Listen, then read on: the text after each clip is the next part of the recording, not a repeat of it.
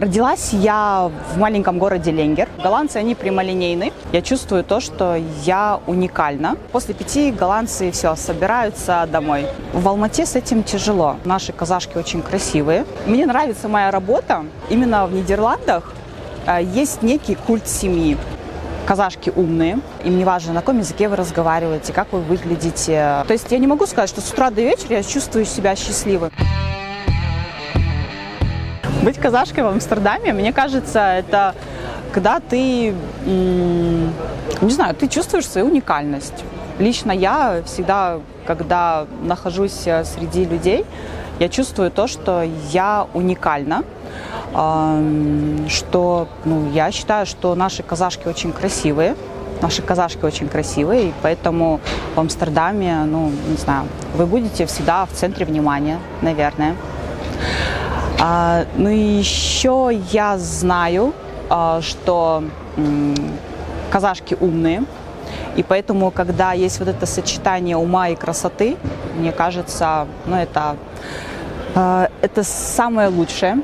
Я, например, очень горжусь, что я казашка, что я работаю в компании, где, знаете, работают не только голландцы, но и люди со всего мира. И многие из них про Казахстан не слышали, не знают, или слышали, но что-то неправильное и непонятное. И когда они с тобой знакомятся, и ты понимаешь, что на тебе груз ответственности того, что за всю твою нацию, да, потому что я, наверное, единственная казашка в нашей компании, и все, кто со мной работают, они имеют уже некое представление про Казахстан, что там живут самые трудолюбивые люди, что мы не боимся ответственности и что мы ответственны всегда. И по работе на нас можно всегда положиться. И поэтому могу с точностью сказать, что в руках каждого из нас представить свою страну так, как мы хотим. Потому что нужно понимать, что это некая ответственность, да, на нас. И поэтому быть лучше, стараться делать что-то больше, я считаю, это здорово. Мне кажется, с голландцами очень комфортно работать. Как я уже сказала, да, что голландцы, они прямолинейны. И такие же прямолинейные они и в работе. Голландцы очень ценят баланс между работой и личной жизнью. Поэтому очень редко можно, попасть в такую компанию, где будут переработки. Чаще всего голландцы очень ценят свое личное время, свое личное пространство. У них всегда все выходные наперед запланированы. Поэтому в нерабочее время вам никто не будет названивать по работе, на выходных уж тем более. И после 5, я могу точно сказать, что после 5 голландцы все, собираются домой.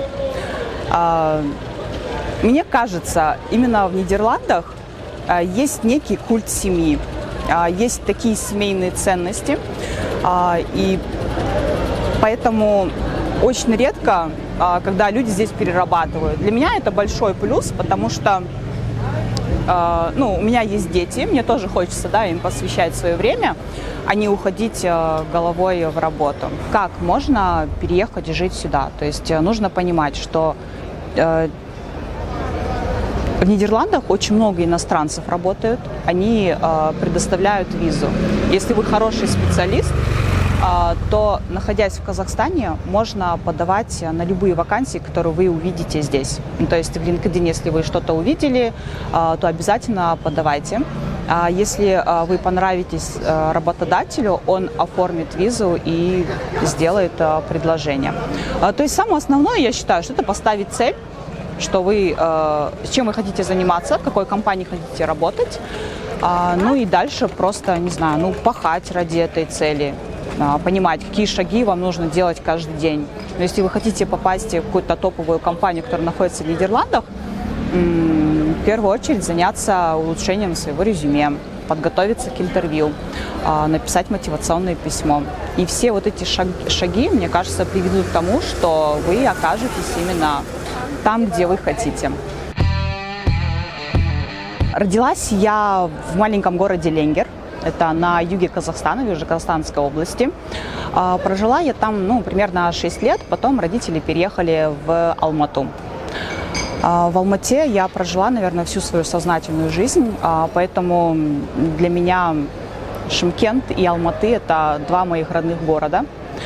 В Алмате я училась в университете, в школе в Алмате заканчивала, училась в Алмате. Заканчивала университет, в то время это был самый знаменитый, наверное, университет, когда я поступала, в 2003 году, Казахстанский британский технический университет. Там я училась по специальности программное обеспечение, вычислительной техники и сетей. Я не могу сказать, что я всю жизнь мечтала быть программистом, но, наверное, на мое решение больше повлиял папа. То есть он мне сказал: Лаура, первое образование должно быть техническим, а дальше по жизни что хочешь делать, то и можешь делать. Поэтому я его послушалась и не жалею, потому что технический склад ума, я считаю, он очень важен. Далее, после того, как я проучилась в КБТУ, я решила, что я могу... Прекрасная программа «Болашак» в Казахстане. Я воспользовалась этой программой и поехала учиться в Англию. Получила степень магистра в телекоммуникации. Вернулась в Казахстан, искала работу, по специальности не нашла. И каким-то чудом просто так меня пригласили в Samsung заниматься цепочками поставок. Я даже не понимала, что это такое. И с тех пор, знаете, и по сегодняшний день я этим и занимаюсь. Мне нравится планирование, при этом там есть и общение с людьми, и в то же время много цифр. То есть с цифрами я дружу, и поэтому, идеальная работа для меня нашлась. Здесь я тоже занимаюсь планированием спроса в компании. Я не знала ничего про Нидерланды. Слышала, конечно, про Амстердам, Гаагу, Роттердам. Слышала про знаменитые каналы, пряничные домики. Также слышала про улицу Красных фонарей. И, наверное, у тех людей, кто никогда не был в Нидерландах, но слышал что-то про эту страну, может сложиться... то есть тут легализована травка, легализована проституция. То есть может сложиться, такое отношение, либо такое понимание, что это страна похоти и разврата. Прожив здесь 3,5 года, я могу сказать, что это не так. Нидерландцы, они не любители наркотиков. Даже если вы посмотрите статистику тех стран, кто больше всех употребляет наркотические средства, вы удивитесь. В десятки тех стран Нидерланды не попадут. То есть все это сделано для того, чтобы, чтобы сюда приезжало как можно больше туристов. Когда мы первый раз сюда попали, я просто влюбилась в этот город. Он душевный. Наверное, больше всего влюбляют в себя именно люди, которые здесь живут, потому что они открыты, они общительны. Вместе с тем нужно быть готовым к тому, что голландцы, они очень прямолинейны. Это для меня это большой плюс, потому что даже по работе, сейчас я работаю, я понимаю, что если мне что-то сказали по работе, значит, так оно и есть. Мне не нужно что-то додумывать за них, что же они имели в виду, какие же подводные течения, все на поверхности. Поэтому это как-то, можно сказать, облегчает жизнь. Сейчас я работаю деманд-планером, это занимаюсь планированием спроса. Когда я начинала искать работу, я понимала, что Роттердам – это самый большой порт в Европе. И в области управлениями цепочек поставок, логистика, тут я понимала, что не будет проблем найти работу. Но я немножко ошибалась, потому что, знаете, соискателей очень много, конкуренция большая. И когда ты не имеешь опыт работы именно в зарубежных компаниях, именно за рубежом, я имею в виду в иностранных компаниях, это немножко, тебе тяжелее пробиться. Я переписала свое резюме полностью. И нужно быть к этому готовым, что под любую компанию вы обязательно переписываете свое резюме. Потому что требования даже на одну и ту же специальность, на одну и ту же вакансию, они могут различаться. переписала свое резюме, грамотно составила мотивационное письмо. Это очень важно. На это работодатель обращает большое внимание. После этого уже меня начали приглашать на интервью. Если вас пригласили на интервью, это уже, можно сказать, половина успеха. На интервью я готовилась к этому интервью обязательно. То есть, когда вас уже приглашают на интервью, нужно понимать, что самое важное сейчас вам показать, что вы открытый, позитивный человек. Вместе с тем, конечно же, который имеет достаточно хороший опыт. Работа, она у меня в основном связана с анализом данных. Это много цифр, много исторических данных. Я каждый день, это, можно сказать, 50% всей моей работы – это аналитика данных. 50% – это общение с людьми. Чаще всего, то есть я прогнозирую наш будущий спрос. Мы в компании, работаю в компании TPV Technology, мы продаем мониторы. Также занимаемся производством и продаем мониторы по всей Европе. Знаменитые наши мониторы, все знают, да, Philips, AOC. То есть это две линейки. Прежде чем составить анализ, будущий прогноз, он должен быть, конечно, максимально приближен к тому, чтобы у нас не было нехватки товара в нужное время, и точно так же, чтобы мы потом не сидели с избыточным товаром. То есть это такое прогнозирование. И 50% основные, остальные, это уже общение с людьми, в основном со всеми департаментами. Чаще всего мы общаемся с департаментами продакт-менеджеров, потому что они имеют более широкое видение именно по продукции. Также очень тесное общение с продажниками. Примерно 3,5 года назад моему мужу предложили работу здесь, в Амстердаме. То есть нам предоставили визу для high-skilled migrants, это для высококвалифицированных специалистов. Так мы переехали сюда, в Амстердам. Амстердам для меня в первую очередь это про свободу быть самим собой и, наверное, еще про толерантность. Я считаю, что люди здесь самые толерантные люди. Им не важно, на каком языке вы разговариваете, как вы выглядите, кто вы, с какой страны приехали, к вам всегда будет одинаковое отношение. Улыбчивые люди, то есть Амстердам, мне кажется, больше именно про людей. Про то, что каждый вам улыбнется, каждый вам поможет. И очень прекрасное отношение именно к детям. Вот это все я ощущаю именно вот в этом городе. И я считаю, обязательно нужно сходить в музей Ван Гога, Рембрандта. Обязательно. Вот вчера мы только, кстати, посетили концерт Чайковского. Сейчас устраивают эти концерты в зданиях, в любых зданиях, не только в концертных, но и в музеях. То есть можно купить билеты, практически на каждых выходных сейчас будут проводиться эти концерты, нужно туда сходить.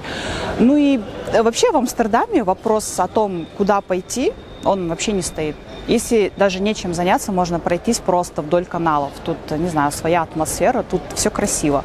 Просто взять кофе, попить, встретиться с друзьями, прогуляться. Сходить в парки.